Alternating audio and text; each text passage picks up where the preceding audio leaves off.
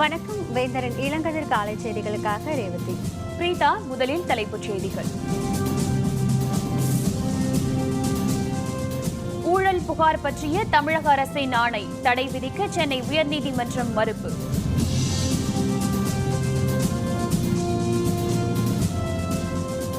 மக்கள் நல கூட்டணி வேட்பாளர்கள் அவரவர் சின்னத்தில் போட்டியிடுவர். கூட்டணி ஒருங்கிணைப்பாளர் வைகோ தகவல்.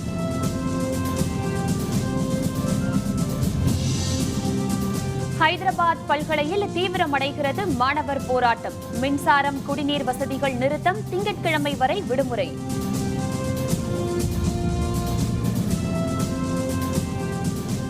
புதுக்கோட்டை மீனவர்கள் 3 பேர் கைது. இலங்கை கடற்படை மீண்டும் அட்டூழியம்.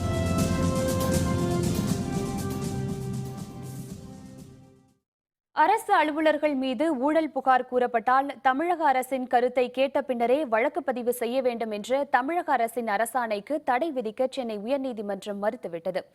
எந்த நிலை அலுவலராக இருந்தாலும் அவர்கள் மீது ஊழல் புகார் கூறப்பட்டால் தமிழக அரசின் கருத்தை கேட்ட பின்னரே வழக்கு பதிவு செய்யப்பட வேண்டும் என்று கடந்த பிப்ரவரி மாதம் 2ஆம் தேதி தமிழக அரசு புதிய அரசாணையை வெளியிட்டிருந்தது. அதனை எதிர்த்து சென்னை உயர்நீதிமன்றத்தில் தொடரப்பட்ட வழக்கு தலைமை நீதிபதி சஞ்சய் கிஷன் கவுல், நீதிபதி எம் சுந்தரேஷ் ஆகியோர் அடங்கிய அமர்வு முன்பு விசாரணைக்கு வந்தது.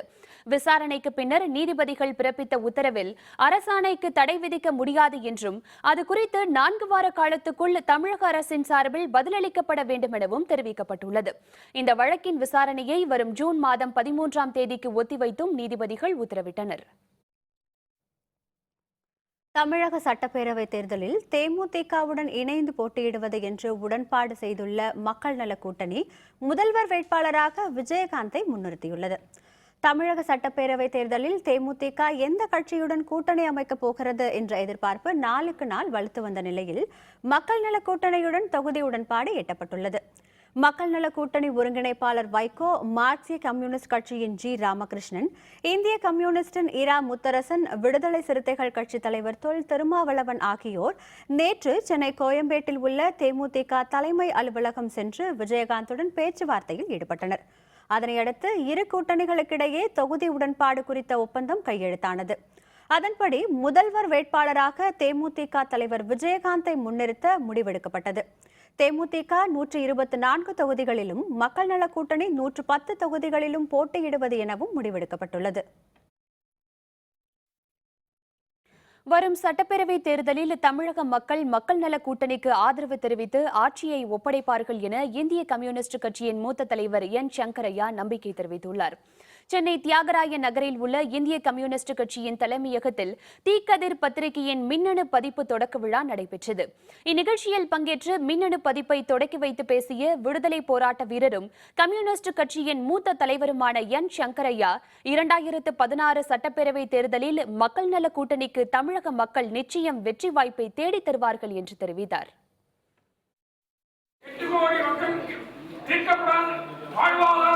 அரசியல் பொருளாதார பிரச்சனை தீர்ப்பது என்பதால் இந்த நிலை தமிழகத்தினுடைய இந்த மக்களுடைய கீழே தீர்ப்பதற்கு, அதை இந்த பாதையிலே தீர்ப்பதற்கு அதற்கேற்ற சக்தி மக்கள் நல கூட்டணி. ஆகவே அந்த மக்கள் நல கூட்டணி இடத்திலே தமிழக மக்கள் தங்கள் அரசியலை ஒப்படைப்பார்கள் என்று நான் நம்புகிறேன். இந்த நிகழ்ச்சியில் மதிமுக பொதுச் செயலர் வைகோ, மார்க்சிய கம்யூனிஸ்ட் மாநில செயலர் ஜி ராமகிருஷ்ணன், இந்திய கம்யூனிஸ்ட் கட்சியின் மாநில செயலர் ரா முத்தரசன், விடுதலை சிறுத்தைகள் கட்சியின் தலைவர் தொல் திருமாவளவன் ஆகியோர் பங்கேற்றனர். அந்த நிகழ்ச்சியில் கலந்து கொண்ட வைகோ பின்னர் செய்தியாளர்களுடன் பேசினார். அப்பொழுது மக்கள் நல கூட்டணி வேட்பாளர்கள் அந்தந்த கட்சியின் சின்னங்களில் போட்டியிடுவார்கள் என்று தெரிவித்தார். மக்கள் நல கூட்டணியில் தேமுதிக இணைந்துள்ள நிலையில் தொகுதி பங்கீடு குறித்து தேமுதிக இளைஞர் அணி தலைவர் LK சுதீஷ் தலைமையில் அமைக்கப்பட்டுள்ள 10 பேர் கொண்ட குழுவினருடன் இணைந்து பேச்சுவார்த்தை நடத்தப்படும் எனவும் 25ஆம் தேதி முதல் ஏப்ரல் 5ஆம் தேதி வரை பிரேமலதா, விஜயகாந்த் கலந்து கொள்ளும் பிரச்சார கூட்டங்களில் மக்கள் நல கூட்டணி நிர்வாகிகளும் கலந்து கொள்வார்கள் எனவும் குறிப்பிட்டார். ஏப்ரல் மாதம் 20ஆம் தேதிக்குள் மக்கள் நல கூட்டணி வேட்பாளர்கள் அறிமுக கூட்டம் சென்னையில் விஜயகாந்த் தலைமையில் நடைபெற இருப்பதாக குறிப்பிட்ட வைகோ, விடுதலை சிறுத்தைகள் கட்சி வேட்பாளர்கள் மோதிரம் சின்னத்தில் போட்டியிடுவார்கள் என்றும் மேலும் தெரிவித்தார். அந்தந்த கட்சி சின்னம், அவங்க முரசு சின்னம், நாங்கள் பம்பரம் சின்னம். அவங்களுக்கு ஏற்கனவே அரிவாள் சித்தியல் கதிரறிவாள், சிபிஎம் அரிவாள் சித்தியல் கதிரறிவாள் இந்திய கம்யூனிஸ்ட் கட்சி. விடுதலை சிறுத்தைகள் கட்சியினுடைய தேர்தல் சின்னம் மோதிரம். தேர்தல் ஆணையம் அதிகாரப்பூர்வமாக அறிவித்து விட்டது. தமிழக மக்கள் தங்க கடையாளி அணிவித்து வெற்றி பெற செய்வார்கள். ஹைதராபாத் பல்கலைக்கழக மாணவர்கள் போராட்டத்தை அடுத்து திங்கட்கிழமை வரை விடுமுறை அறிவிக்கப்பட்டுள்ளது. ஹைதராபாத் பல்கலைக்கழகில் துணைவேந்தர் அப்பாராவ் விடுமுறை முடிந்து நேற்று முன்தினம் மீண்டும் பணிக்கு திரும்பினார். அவருக்கு எதிர்ப்பு தெரிவித்து மாணவர்கள் போராட்டத்தில் ஈடுபட்டதை அடுத்து 25 மாணவர்கள் கைது செய்யப்பட்டனர். இந்த நிலையில் ஹைதராபாத் பல்கலை மாணவர் போராட்டத்திற்கு ஆதரவு தெரிவிக்கும் வகையில் தில்லி ஜவஹர்லால் பல்கலைக்கழக மாணவர் தலைவர் கன்யாகுமார் ஹைதராபாத்துக்கு வந்துள்ளார். அதனையடுத்து போராட்டம் தீவிரமடையும் என கூறப்படுவதால் பாதுகாப்பு ஏற்பாடுகள் பலப்படுத்தப்பட்டுள்ளன. பல்கலைக்கழகத்திற்கான மின்சாரம் மற்றும் குடித்தண்ணீர் வசதி நிறுத்தி வைக்கப்பட்டதோடு வரும் திங்கட்கிழமை வரை விடுமுறை அறிவிக்கப்பட்டுள்ளது. பாகிஸ்தான் குடியரசு நாள் கொண்டாட்டத்தில் மத்திய அமைச்சர் பிரகாஷ் ஜவடேகரும் பிரிவினைவாத தலைவர்களும் கலந்து கொண்டதற்கு காங்கிரஸ் உள்ளிட்ட எதிர்க்கட்சிகள் கண்டனம் தெரிவித்துள்ளன. தில்லியில் உள்ள பாகிஸ்தான் தூதரகத்தில் நேற்று அந்நாட்டின் குடியரசு நாள் கொண்டாட்டம் நடைபெற்றது. கொண்டாட்டத்தின் பொழுது இந்தியாவுக்கான பாகிஸ்தான் தூதர் உள்பட தூதரக அலுவலர்கள் பலரும் பங்கேற்றனர். அந்த கொண்டாட்டத்தில் மத்திய அமைச்சர் பிரகாஷ் ஜவடேகரும் கலந்து கொண்டு பாகிஸ்தானுக்கு வாழ்த்துக்களை தெரிவித்தார். पाकिस्तान को शुभकामना दी है और पाकिस्तानी आवाम को भी शुभकामना. இந்த கொண்டாட்டத்தில் யூசுப் ரசா கிலானி உள்ளிட்ட பிரிவினைவாத தலைவர்களும் கலந்து கொண்டு பாகிஸ்தான் மக்களுக்கு வாழ்த்துக்களை தெரிவித்துக் கொண்டனர். जम्मू कश्मीर के बारे में बहुत ही जालिमाना है और अब भी वही है, इसमें कोई फर्क नहीं है. हाल इसका यही है कि जम्मू कश्मीर के आवाम को अपने मुस्तकबिल के फैसले करने का मौका दिया जाए. यही हाल है, इसके बगैर कोई हाल नहीं.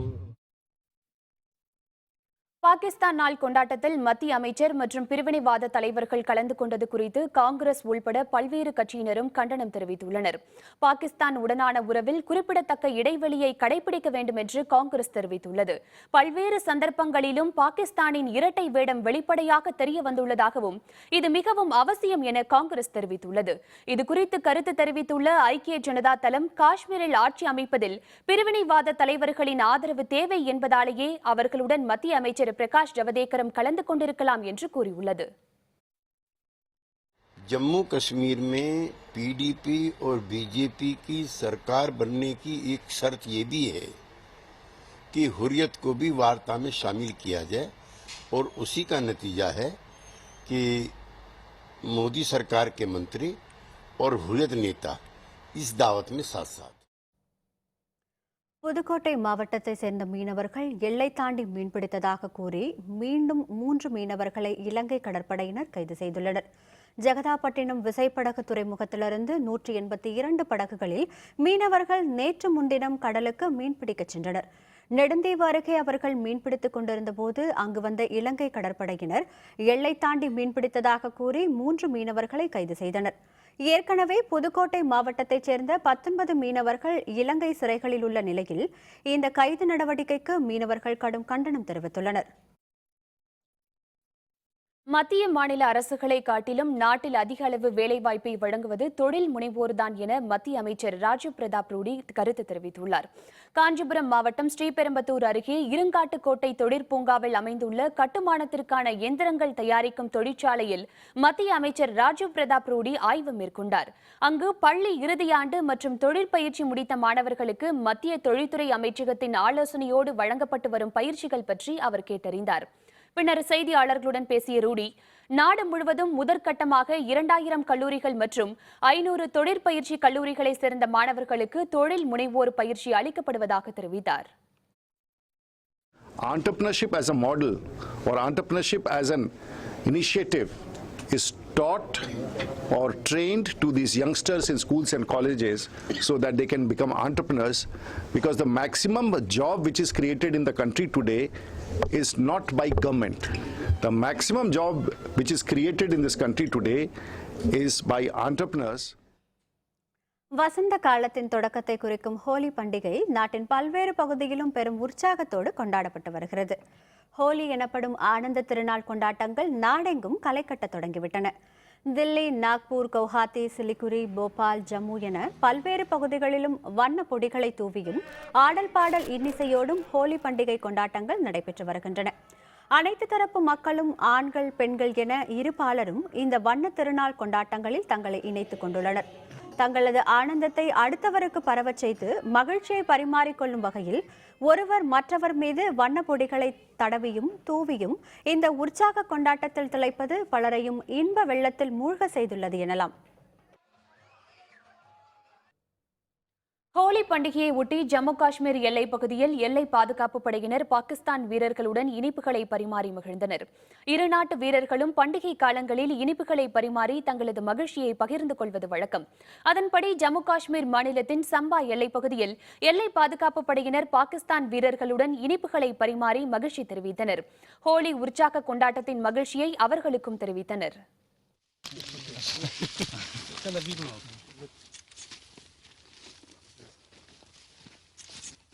सर इधर भी थोड़ा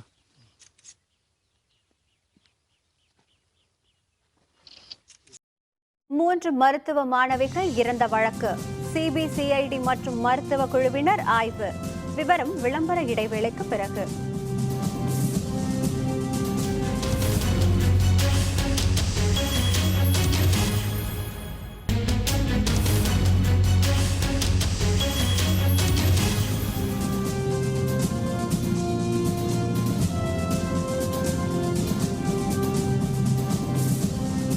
செய்திகள் தொடர்கின்றன.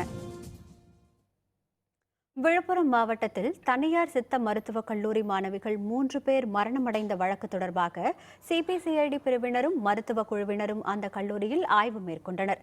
கள்ளக்குறிச்சியை அடுத்த பங்காரத்தில் செயல்பட்ட தனியார் சித்த மருத்துவக் கல்லூரியில் பயின்ற 3 மாணவிகள் கடந்த ஜனவரி மாதம் 23ஆம் தேதி கல்லூரி அருகேயுள்ள கிணற்றில் இறந்து கிடந்தனர். இது தொடர்பான வழக்கை தற்போது சிபிசிஐடி பிரிவு காவல்துறையினர் விசாரித்து வருகின்றனர். இதனிடையே அந்த கல்லூரியில் இருக்கும் அடிப்படை வசதிகள், சுகாதாரம், ஆய்வகங்கள் போன்றவற்றை நேரில் ஆய்வு செய்து அறிக்கை அளிக்க மருத்துவ குழுவினர் நேற்று வந்தனர்.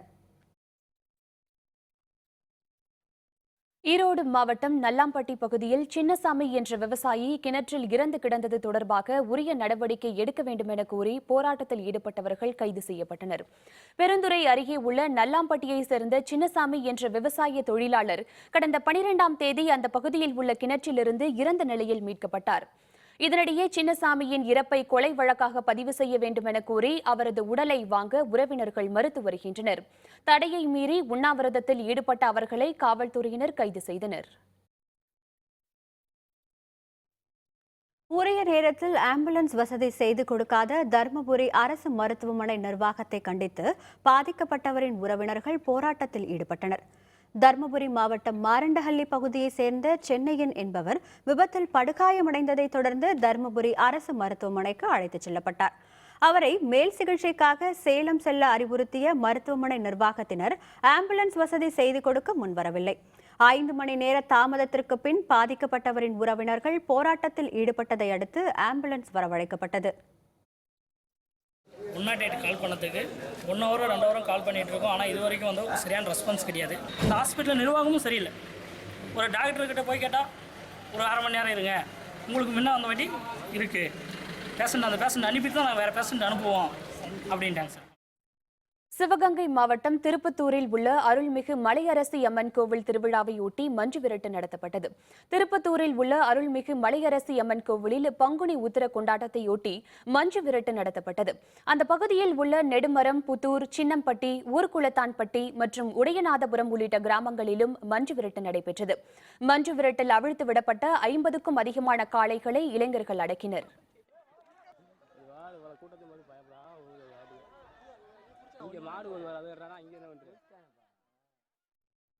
பங்குனி உத்திரத்தையொட்டி தருமபுரி அருகே அன்னசாகரத்தில் நடைபெற்ற தேரோட்டத்தில் திரளான பக்தர்கள் கலந்து கொண்டு தேரை வடம் பிடித்து இழுத்து சாமியை வழிபட்டனர்.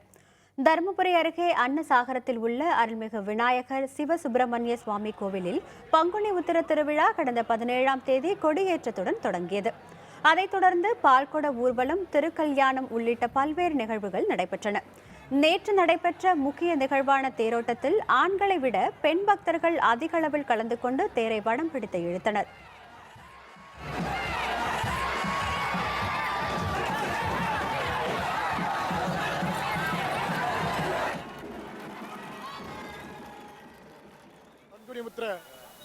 வள்ளி தேவசனாம்பா சமேத சிவசுப்பிரமணிய சுவாமி திருத்தேர் பெருவிழா வெகு விமர்சையாக நடைபெற்றுக் கொண்டிருக்கிறது. பெண்கள் மட்டுமே கலந்து கொண்டு ரதத்தை இழுக்கக்கூடிய நிகழ்ச்சி மிக சிறப்பாக நடைபெற்றது.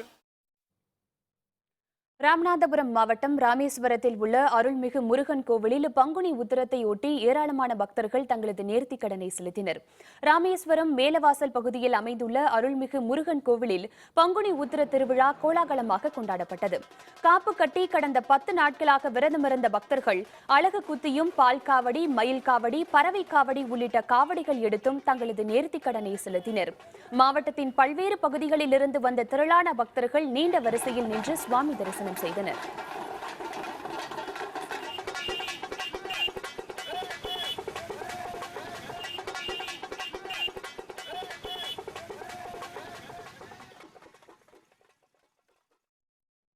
விருதுநகர் மாவட்டத்தில் உள்ள பிரசித்தி பெற்ற அருள்மிகு ஆண்டாள் கோவிலில் கோலாகலமாக நடைபெற்ற திருக்கல்யாண நிகழ்வில் ஏராளமான பக்தர்கள் கலந்து கொண்டனர்.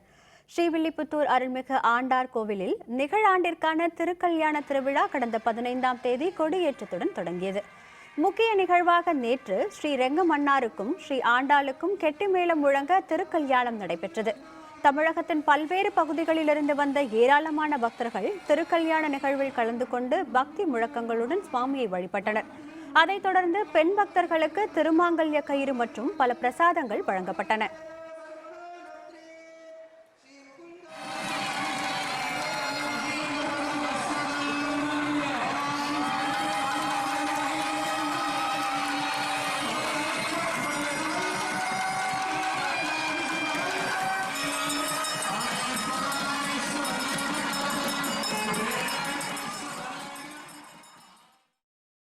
மதுரை மாவட்டத்தில் உள்ள அழகர் கோவிலில் சித்திரை திருவிழாவையொட்டி அருள்மிகு கள்ளழகருக்கு நடைபெற்ற திருக்கல்யாண நிகழ்வில் ஏராளமான பக்தர்கள் கலந்து கொண்டு சுவாமி தரிசனம் செய்தனர்.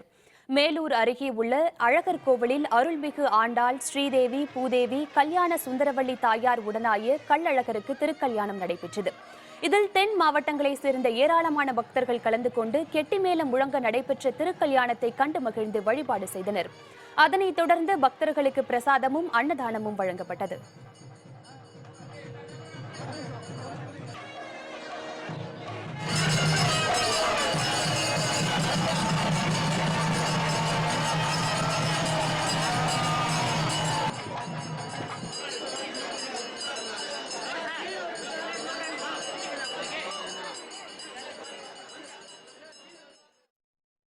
இரண்டாயிரத்து 16 தமிழக சட்டப்பேரவை தேர்தலை சந்திக்க அரசியல் கட்சிகள் விறுவிறுப்பாக ஆயத்தமாக்கிக் கொண்டிருக்கின்றன. ஆனால் தொகுதி மக்களின் நிலையோ எப்போதும் போல ஏக்கங்களுடன் தான் இருக்கிறது. வேந்தர் செய்திகளின் தொகுதி சுற்றில் இன்று புதுக்கோட்டை மாவட்டம் அறந்தாங்கி சட்டப்பேரவை தொகுதி.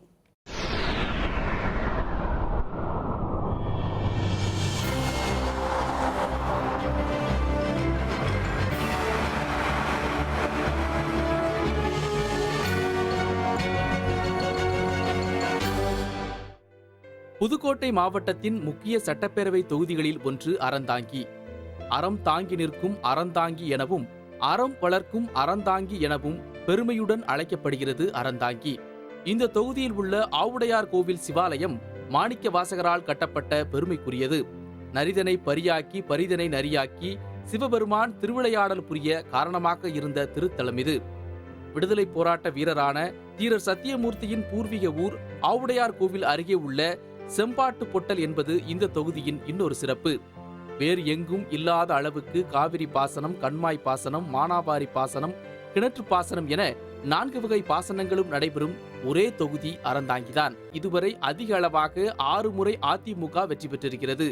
திமுக 4 முறையும், காங்கிரஸ், அண்ணா புரட்சித் தலைவர் தமிழக முன்னேற்றக் கழகம், எம்ஜிஆர் அதிமுக, சுயேட்சை போன்றோர் தலா 1 முறையும் இங்கே வெற்றி பெற்றுள்ளனர். 2011 நடந்த சட்டப்பேரவை தேர்தலில் அதிமுக வேட்பாளர் ராஜநாயகம் 67,559 வாக்குகள் பெற்று காங்கிரஸ் வேட்பாளர் திருநாவுக்கரசரை 16,656 வாக்குகள் வித்தியாசத்தில் வீழ்த்தி வெற்றி பெற்றார். திருநாவுக்கரசர் 50,903 வாக்குகள் பெற்றார். அறந்தாங்கி பேரவை தொகுதியின் மொத்த வாக்காளர்கள் எண்ணிக்கை 2,11,467. இவர்களில் ஆண்கள் 1,06,286 பேர், பெண்கள் 1,05,178 பேர், 3ஆம் பாலினத்தைச் சேர்ந்தவர்கள் 3 பேர். மருதமும் நெய்தலும் இரண்டர கலந்து விளங்கும் அறந்தாங்கி தொகுதியின் இரு கண்களாக வேளாண்மையும் மீன்பிடி தொழிலும் திகழ்கின்றன. வறண்ட வானம் பார்த்த தொகுதியாக இருக்கும் அறந்தாங்கியில் மாயனூர் அணையிலிருந்து வரும் வரத்து கால்வாய்கள் சீரமைக்கப்பட்டால் தொகுதி வளம் பெறும் என்கிறார்கள் வாக்காளர்கள். வேளாண்மை தொழில் சார்ந்த தொகுதி.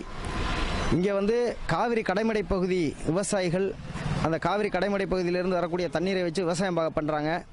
முழு கொள்ளளவோட தண்ணீர் வர்றதில்லை. காவிரி பாசனத்து கூடுதல் நீரை திருப்புணவாசல் வரை கொண்டு வரும் திட்டத்துக்கு 7 கோடியே 60 லட்சம் ரூபாய் ஒதுக்கியும் இந்த திட்டம் இன்னும் செயல்படுத்தப்படவில்லை என்கின்றனர் வாக்காளர்கள். மாயனூர் அணைக்கட்டிலிருந்து கொண்டு வர வேண்டிய அணைக்கட்டை கட்டி அந்த கால்வாய் தோண்டாதனால அந்த தண்ணியை கொண்டு வர முடியல. தோண்டி இருந்தால் புதுக்கோட்டை மாவட்டத்தினுடைய அனைத்து பகுதிகளுக்கும் அந்த தண்ணி வந்திருக்கும். பேருந்து நிலையத்தை விரிவாக்கம் செய்ய வேண்டும். தஞ்சாவூர் சத்திரம் கட்டுப்பாட்டில் உள்ள வாரசந்தைக்கான இடத்தை அறந்தாங்கி நகராட்சியின் கைகளுக்கு மாற்ற வேண்டும். இவையெல்லாம் எப்போது நடக்கும் என்றும் கேள்வி எழுப்புகிறார்கள் வாக்காளர்கள். 1969 கட்டப்பட்ட அறந்தாங்கி பேருந்து நிலையம் அதனுடைய விரிவாக்கம் பணிகள் செய்யப்படாமல் இன்றைக்கு பேருந்துகள் நிறுத்த முடியாத ஒரு சூழ்நிலை நிலவுகிறது. பின்தங்கிய தொகுதியான அறந்தாங்கியின் துறையரசபுரத்தில் அரசு கூட்டுறவு நூற்பாலை உள்ளது. இருப்பினும் இன்னும் அதிக ஆலைகள் தேவை என்கிறார்கள் தொகுதி மக்கள்.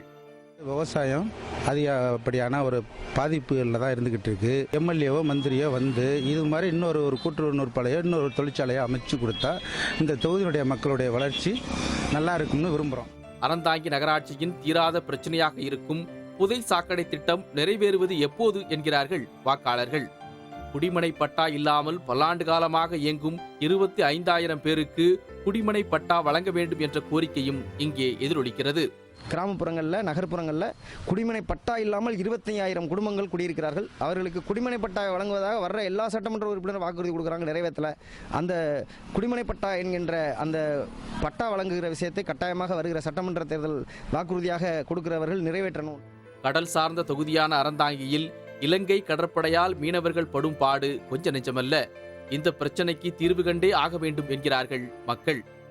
இங்கே இருக்கிற அவனுடைய வாழ்வாதாரம் சரியில்லாத காலத்தில் தான் கடலுக்கு போயாச்சும் ஏதாச்சும் பழப்போம் அப்படின்னு போனான். இலங்கையினுடைய நடவடிக்கையினால் அவனை கைது பண்ணி அவனை துன்படுத்தி அவனை சிறையில் வச்சா அவனுடைய குடும்பம் இங்கே ரொம்ப பாதிக்க போகுது. இப்போ கிட்டத்தட்ட 78-80 போட்டுகள் இங்கே கிடக்கு. அந்த போட்டு இங்கே கிடந்தாலும் அவனுடைய முதலீட்டுக்கு கிடக்குனாச்சும் நினைப்பான். அதுவும் இல்லை, போட்டும் போயிடுது, தன்னுடைய ஆட்களும் போயிடுறாங்க, இங்கே உள்ள குடும்பமும் சீரழிஞ்சு போகுது. இந்த இயக்கங்கள் எப்போது தீரும் என்ற எதிர்பார்ப்பு ஏறத்தாழ அறந்தாங்கி தொகுதி வாக்காளர்கள் அனைவருக்குமே இருக்கிறது. மீன்பிடியும் விவசாயம் மட்டுமே அறந்தாங்கி தொகுதி மக்களின் முக்கிய வாழ்வாதாரமாக அமைந்துள்ளது. இந்த இரு தொழில்களையும் மேம்படுத்த இதுவரை இருந்த சட்டமன்ற உறுப்பினர்கள் யாரும் நடவடிக்கை எடுக்கவில்லை என்பதே தொகுதி மக்களின் குற்றச்சாட்டு. தேர்தலில் வெற்றி பெறும் வேட்பாளராவது மீனவர்களின் பிரச்சனைகளுக்கும் விவசாயிகளின் பிரச்சனைகளுக்கும் நிரந்தர தீர்வு காண வேண்டும் என்பதே அறந்தாங்கி தொகுதி மக்களின் எதிர்பார்ப்பாய் உள்ளது. வேந்தர் செய்திகளுக்காக அறந்தாங்கியிலிருந்து சுபமுத்து பழம்பதி.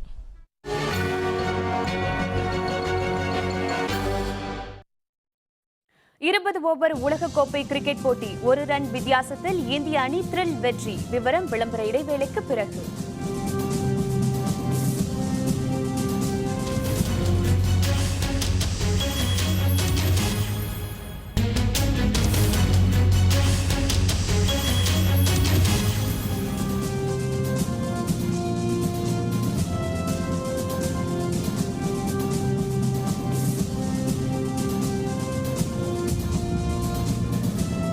செய்திகள் தொடர்கின்றன.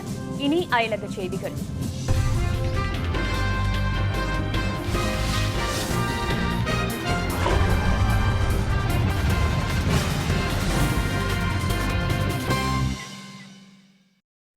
கியூபாவில் தனது சுற்றுப்பயணத்தை முடித்துக்கொண்டு நேற்று அர்ஜென்டினா சென்ற அமெரிக்க அதிபர் ஒபாமா அர்ஜென்டினா அதிபர் மௌரிஷியோ மேக்ரியை சந்தித்தார். கியூபாவில் தனது வரலாற்று சுற்றுப்பயணத்தை முடித்துக்கொண்டு அர்ஜென்டினா சென்ற அமெரிக்க அதிபர் ஒபாமா அங்கு 2 நாள் சுற்றுப்பயணம் மேற்கொண்டுள்ளார். அர்ஜென்டினா அதிபர் மௌரிஷியோ மேக்ரி அளித்த இரவு விருந்தில் தனது மனைவியுடன் ஒபாமா கலந்து கொண்டார். அதைத் தொடர்ந்து பேசிய அவர் IS தீவிரவாதிகளை அழிக்க முக்கியத்துவம் கொடுக்கப்படும் எனவும் அதற்கான முயற்சியில் அமெரிக்கா முழுவீச்சில் செயல்பட்டு வருவதாகவும் தெரிவித்தார். பொருளாதாரம் மற்றும் பாதுகாப்பு தொடர்பாக அர்ஜென்டினா அமெரிக்கா இடையே முக்கிய ஒப்பந்தங்கள் போடப்படும் எனவும் தனது உரையில் ஒபாமா தெரிவித்தார். கிரீஸ் மாசிடோனியா எல்லையில் தவித்து வரும் அகதிகள் தங்களை மாசிடோனியாவிற்குள் அனுமதிக்க வலியுறுத்தி வரும் நிலையில் சில அகதிகள் தங்கள் குழந்தைகளுடன் போராட்டத்தில் ஈடுபட்டனர். வறுமை, உள்நாட்டு போர் காரணமாக மத்திய கிழக்கு நாடுகளிலிருந்து வெளியேறும் லட்சக்கணக்கான மக்கள் அகதிகளாக ஐரோப்பிய நாடுகளை நோக்கி சென்று கொண்டிருக்கின்றனர். இதனிடையே பொருளாதார வீழ்ச்சியால் பாதிக்கப்பட்ட சில நாடுகள் நிகழாண்டின் தொடக்கம் முதல் தங்களின் எல்லைப் பகுதியை அடைத்து அகதிகளுக்கு அனுமதி மறுத்து வருகிறது. கிரீஸ், மாசிடோனியா எல்லையில் தவித்து வரும் பல்லாயிரக்கணக்கான அகதிகள் பல கட்ட போராட்டங்களில் ஈடுபட்டு வருகின்றனர். அதன் ஒரு பகுதியாக எப்சோனி பகுதி தேசிய நெடுஞ்சாலையில் அகதிகள் தங்கள் குழந்தைகளுடன் சாலை மறியலில் ஈடுபட்டதால் பல மணி நேரம் போக்குவரத்து பாதிக்கப்பட்டது.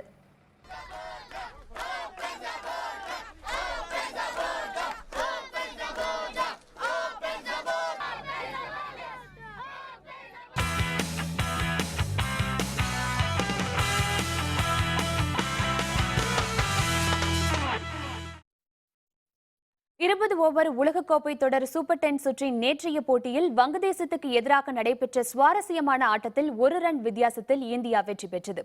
20 ஓவர் உலகக்கோப்பை தொடரின் 25வது லீக் போட்டியில் இந்தியா வங்கதேச அணியை நேற்று எதிர்கொண்டது. டாஸ் வென்ற வங்கதேச அணி பந்து வீச்சை தேர்ந்தெடுத்தது. முதலில் களமிறங்கிய இந்திய அணி 20 ஓவர்கள் முடிவில் 7 விக்கெட் இழப்புக்கு 146 ரன்கள் எடுத்தது. இந்திய அணியின் சுரேஷ் ரெய்னா அதிகளவாக 30 ரன்கள் எடுத்து ஆட்டமிழந்தார்.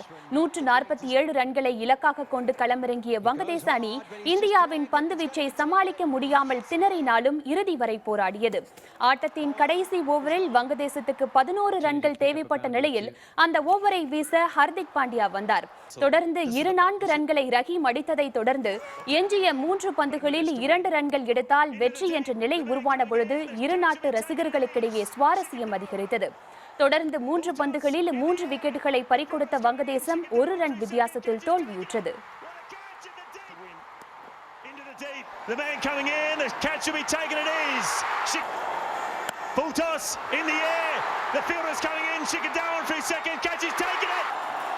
Here we go, last ball through the offside, it's running through, could be run out! Is he run out?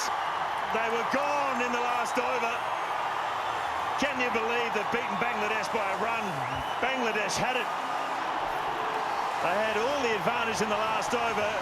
What a from MS Dhoni. மீண்டும் தலைப்புச் செய்திகள். ஊழல் புகார் பற்றிய தமிழக அரசின் ஆணை தடை விதிக்க சென்னை உயர்நீதிமன்றம் மறுப்பு.